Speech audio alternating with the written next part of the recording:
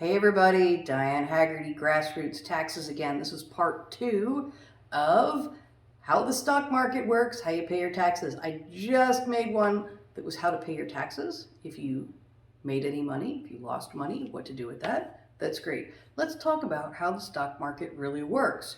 I have a lot of newbies in the stock market this year. Everybody jumped in at the beginning of the year with GameStop. Everybody tried to make money looking for the next winner. Let's talk about how the stock market really works. I'm not going to get into the particular of shorts and puts and how GameStop went up so quickly, but I'm going to talk about the absolute basics of how the stock market works and what it really is. So when a company, a small company, maybe your company, gets big, wants to get bigger, they do what's called an IPO. An IPO is an initial public offering. So why would they do that? They want to make their company bigger. They want to grow. So they offer stock to the public. They get registered on a stock exchange, which is a huge project and costs a ton of money. But once you're there, you can issue an initial public offering. They sell shares of stock to the public. Public buys that stock. They buy the right to own a piece of that company. In exchange, they give them money.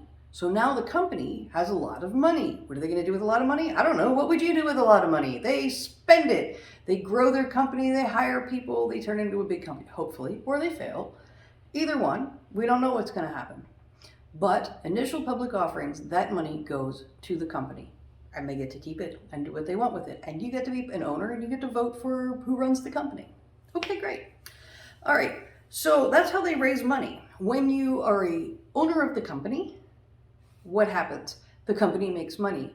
They have a profit. What happens to that profit? Well, you're part owner. You get part of it. That's called a dividend. They send you a dividend check. Yay. And for many, many years, 100 years, that's what happened.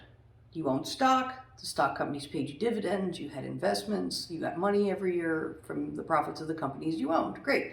But then computers happened. Online trading happened, and it gets a little weird because now everybody can do things in real time. I remember in the 80s even, the stocks were in eighths. It's like, oh, we're trading at 5 3/8 today. It's like, what's 5 3/8? I mean, even you had to be able to do fractions and math and stuff in your head to keep up with this stuff. So anyway, it's gotten so much easier to trade stuff online and so much faster that the whole method, everything has kind of changed and it's gotten really bizarre. So let's talk about, I own this piece of stock that I bought from the company and I decide, well, you know what, I'm done with this. I think it's worth more than I paid for it. I think I'm going to try to sell it to somebody else. So I sell that stock to you. Then what? I sell it to you. I made a profit. Great. Did the company get any of that money? No. So let's take this in another example. Let's say I draw a beautiful picture and I have some 5 cents worth of supplies in it, right? But you want to buy that picture for me. So I sell that picture to you and it's $50. You give me $50 for it. I'm great. I'm thrilled. 10 years from now, I'm famous. What happens? You sell that $50 picture for $5 million. Did I get any of that $5 million? It was my picture. I drew it. Do I get any of that money? No, you don't even remember who I am. You just made a killing. I get nothing. It's the same way with the stock market. When you buy and sell stocks on a stock exchange, the traders are on the floor. There's actual human traders on a floor in New York City or some other city. A lot of them are in New York. And they trade this money back and forth. Like, well, I'm going to sell this to you because I think it's worth more. Or I want to buy this because I think it's going to go up in value because I think it's going to be worth more. All it is a perceived value of what you think this piece of paper is worth. It has really nothing to do with the company itself. And the company itself makes no money off how much their stock's trading for. Does it influence things? Yeah. If the company's doing really good, does the value of the stock go up? Yes.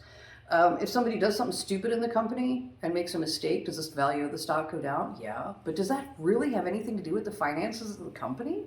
Does that have to do with their profit, their losses, their assets? Nothing. Nothing.